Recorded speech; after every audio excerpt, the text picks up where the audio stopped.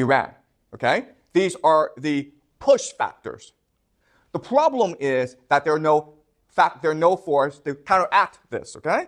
So for example, the military will be for this because they have shock and awe, and they are very confident they can win this war, okay?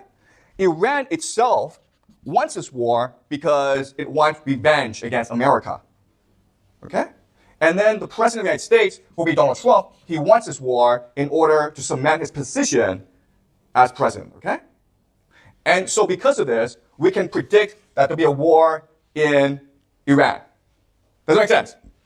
Okay, now, given this prediction, what we can then do is use mathematical modeling and statistics to turn this into an AI model. Okay? Does that make sense? Okay, now we have the AI model. Now that we have the AI model, what we need to do now is to refine it. And the way we refine it is by going back in history and looking at every single war that started, okay? Does that make sense? And so you take this model and you look at the different wars, okay? So for example, the 415 BCE invasion of Sicily by Athens. You look at 1941, Operation Barbarossa, okay? You have basically hundreds of wars that you can look at. And then you take this model and then you test it using each of these wars, and what will happen is that the model will begin to refine itself, okay? Does that make sense? So it becomes more and more refined.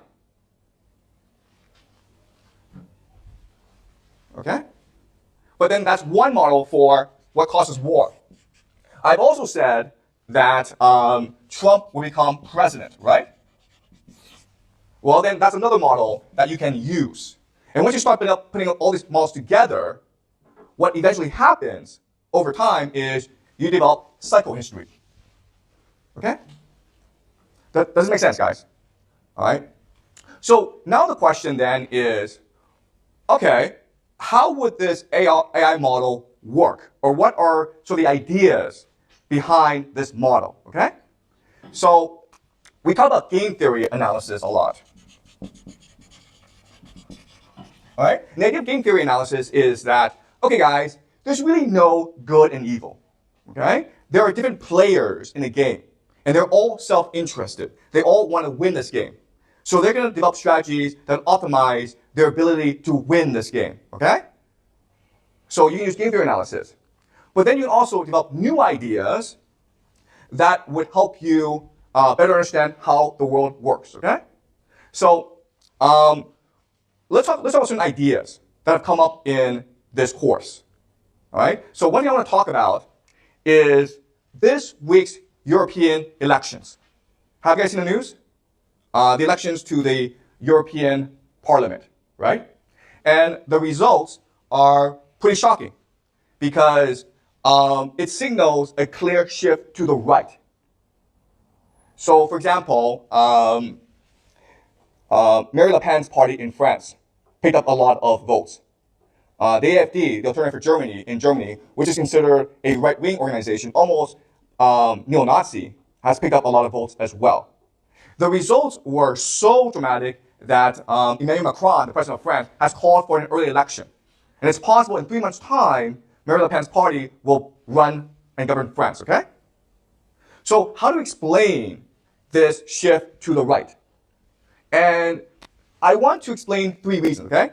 The first reason is anti-immigration. Okay? So for the past 10, 20 years, there have been a lot of immigrants to Europe from Libya, from Syria, from Iraq, Afghanistan, Sudan, Somalia, okay? These are mainly Muslim people who threaten the Christian social fabric of Europe, okay? And now Europeans are rebelling or revolting against that. Second thing that they don't like about Europe so far is the idea of federalism, okay? Or they can say bureaucratism. This idea that a foreign power, Brussels, mandates rules that they must follow. So they think it's very anti-democratic, okay? And the third thing that they're rebelling against is the idea of pan-Europeanism. what the people of Europe are saying is, there's no European identity, guys. There's a German identity, there's a French identity, Italian, Spanish, Portuguese, but there's no European identity. They're rebelling against the entire project of the EU. In fact, I would bet that in about 5 years' time, the entire EU would be dead, okay? Okay? Why are they opposed to Europeanism? Because ultimately, they believe that it's about destroying local identity. It's about destroying local community. It's about destroying my relationship with my neighbors and my friends and my relatives, okay? And my family. Does that make sense? Okay? It's imposing a foreign identity on me. And